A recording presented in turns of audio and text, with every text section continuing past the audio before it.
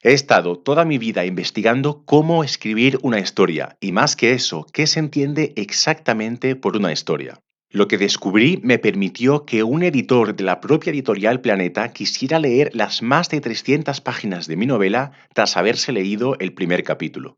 Y es que, evidentemente, ¿tú qué harías si tuvieras las claves para saber cómo escribir una historia perfectamente de forma profesional?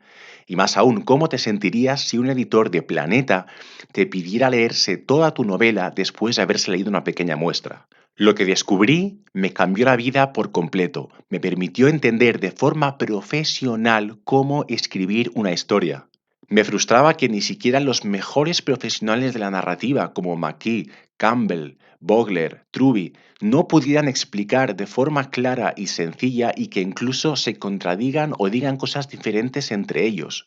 He leído y estudiado cientos y cientos de diferentes tipos de historias, desde las más antiguas hasta las más modernas, desde los textos escritos en prosa como novela, cuento, relato, hasta textos dramatúrgicos, teatro o incluso cine y series.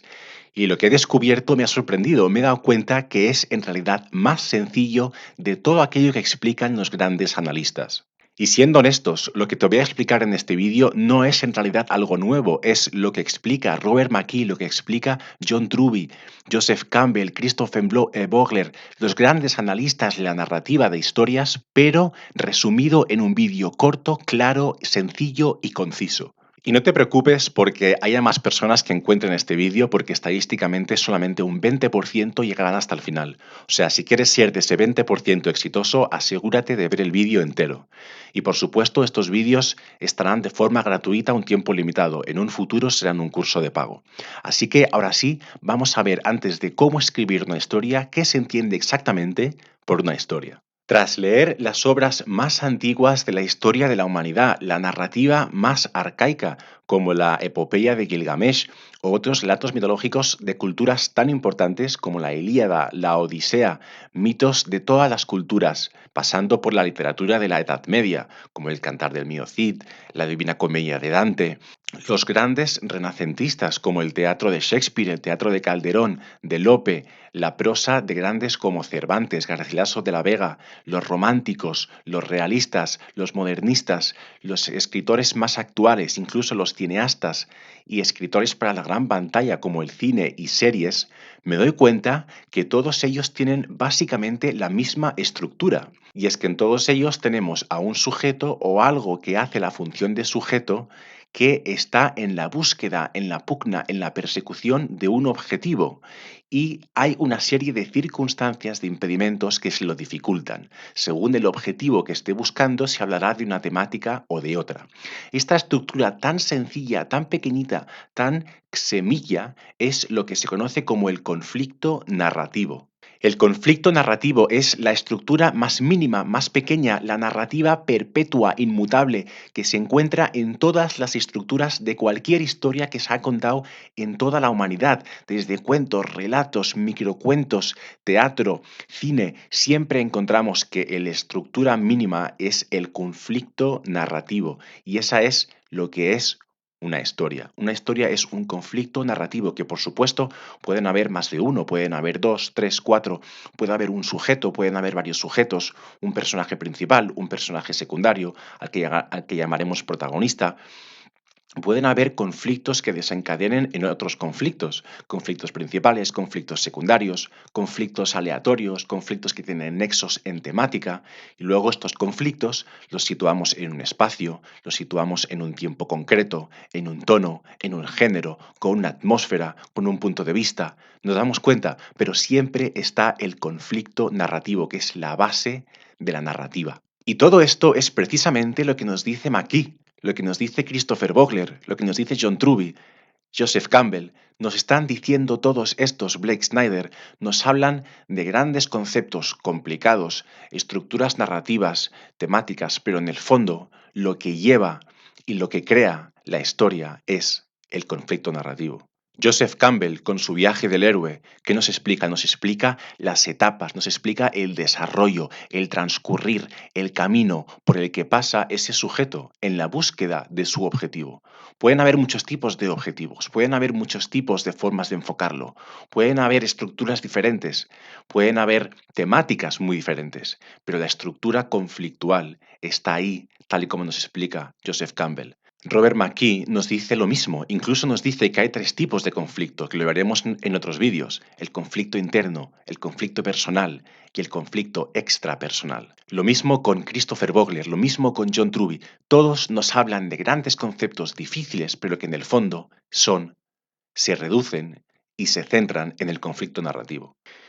Y de esta estructura tan sencilla, tan pequeña, tan prístina, se hablan de los temas más importantes de toda la humanidad, las grandes moralejas, los grandes mensajes, los grandes acontecimientos salen de ese pequeño conflicto. Esto lo veremos bien trabajado en los vídeos del conflicto. Pero para que se entienda, una historia, en el fondo, es un conflicto narrativo.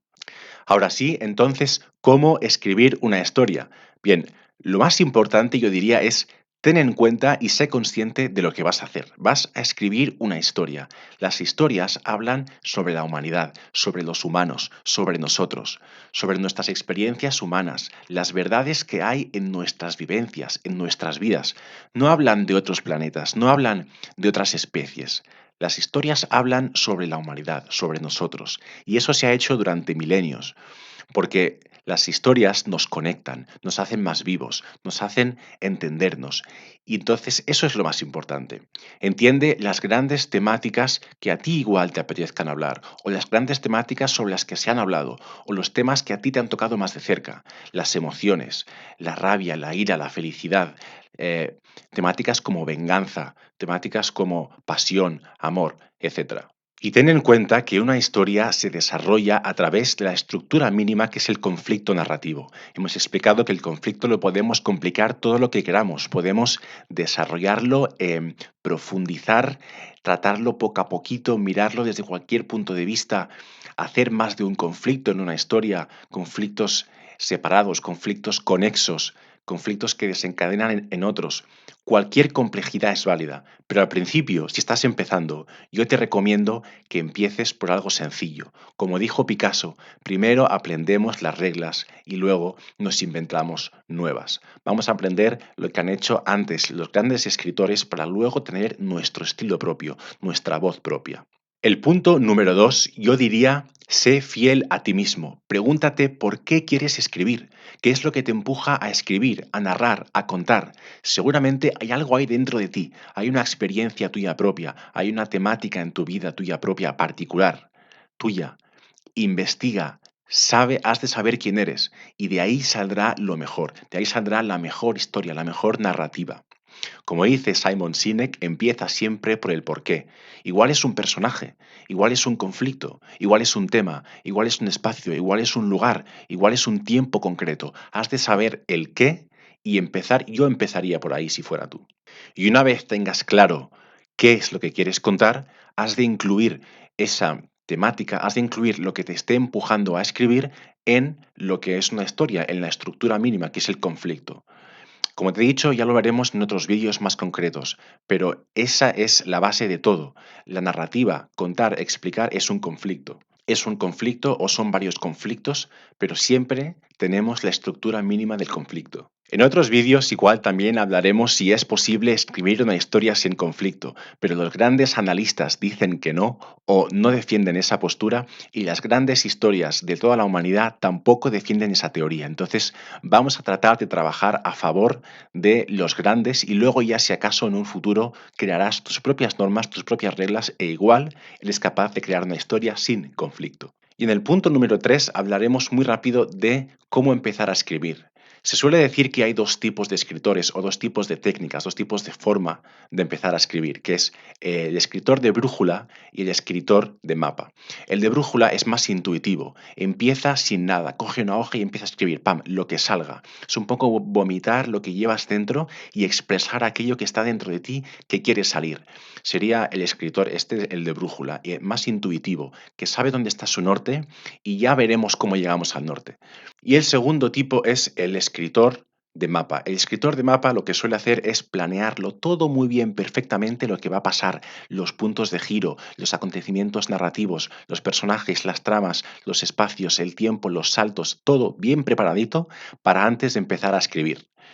Estos son los dos grandes tipos. Yo personalmente me gusta hacer un poco de ambos. Esto ya es cuestión tuya de cómo lo quieras hacer tú. Y ya por último, vamos a tratar de entender este concepto tan importante que hemos explicado en tres grandes historias. La primera, Hamlet. La segunda, Asesinato en el Nilo. Y la tercera, La vida es bella. La primera, Hamlet, tenemos a Shakespeare, ¿no? Shakespeare, ese gran escritor clásico tan estudiado, tan trabajado. ¿Qué es lo que está haciendo? Súper sencillo. Shakespeare está escogiendo hablar de unos temas muy concretos, la avaricia, la ansia de poder, la traición, la locura, la moralidad, unos temas muy concretos y se pregunta Shakespeare, ¿cómo hablo sobre estos temas? ¿No? Súper sencillo, crea conflictos, crea un personaje que es el principal, que es Hamlet, que tiene un conflicto principal. Y de este conflicto principal se derivan otros conflictos secundarios, personajes secundarios, etcétera, subtramas. ¿Cuál es el conflicto principal? Hamlet quiere vengarse de la muerte de su padre. Hamlet se entera que su tío ha matado a su padre porque su padre es el rey y su tío quiere ser el rey de Dinamarca y por lo tanto mata a su padre y Hamlet se entera y se quiere vengar. Esa es la estructura principal, ese es el conflicto principal. Y de ahí se derivan otros conflictos secundarios, se derivan una trama de amor secundaria, se derivan otros personajes con otros conflictos, otras búsquedas, otras pugnas, una relación entre Hamlet y su madre, que es un conflicto bidireccional, un conflicto de él hacia ella y de ella hacia él. De esa estructura mínima conflictual se derivan grandes temas, grandes personajes, grandes narrativas, grandes frases, grandes escenas, de todo. Asesinato en el Nilo, de la grandísima Agatha Christie. Lo mismo, personaje principal, sujeto, Hercule Poirot. Personajazo, yo estoy enamorado de Hercule Poirot. Tiene que, objetivo, tiene que descubrir quién ha matado a Lynette Doyle. Hay una muerte y el sujeto, Hercule, tiene que descubrir quién ha sido el asesinato. Por supuesto, sus impedimentos. Tiene que investigar, tiene que descubrir pruebas, tiene que hacer interrogatorios, la gente le miente, el asesinato se escabulle, el asesino se escabulle. Entonces vemos como esta es la estructura principal, la trama principal, y de ahí, por supuesto, hay personajes secundarios, hay conflictos secundarios, hay temáticas que se desprenden, hay grandes mensajes, hay grandes aprendizajes, hay grandes puntos de giro, hay grandes tramas, hay muchísimas cosas que se desprenden de los conflictos. Se entiende, ¿no? Súper sencillo. Y la tercera, la gran película de Roberto Benigni, que yo, bueno, me encanta y amo a Roberto Benigni, que es La vida es bella. Tenemos sujeto Guido Orefice, objetivo, tratar de evitar que su hijo descubra que han sido enviados a un campo de concentración nazi y hacerle creer que es un juego. ¿Para qué? Para que no sufra. Conflicto increíblemente construido, inventado, imaginado por el gran Roberto. Y de ahí tenemos esa grandísima historia. Tenemos la historia de un padre que quiere hacer evitar sufrir a su hijo, que no se entere que están en un campo de concentración. Y además, ¿cómo lo hace Roberto Benigni? En tono de comedia. Tiene puntos cómicos, tiene también puntos trágicos, sería un poco tragicomedia. Una narrativa increíble que se desprende de ese conflicto, con por supuesto conflictos secundarios, conflictos que desencadenan en nuevos conflictos. Antes de esta parte hay otros conflictos previos, pero el principal sería ese. Se entiende, ¿no? Súper sencillo. La estructura, lo que nos han contado siempre los grandes analistas, pero explicado de forma rápida, concisa y clara. Si queréis profundizar en todo ello, queréis profundizar en lo que es un conflicto, qué tipos de conflicto hay, cómo se desarrolla un conflicto, cuándo empieza, cuándo nace en el sujeto, cuándo se dispara, todos estos temas, las grandes temáticas, cómo crear una buena trama, cómo hacer un buen personaje, cómo transmitir emociones, estad atentos a los siguientes vídeos. Podéis escribir en los comentarios qué queréis que hable, igual queréis que hable sobre un tema concreto, o una película, o una novela, o una obra de teatro. Dejádmelo en los comentarios. Seguimos y hasta el siguiente vídeo.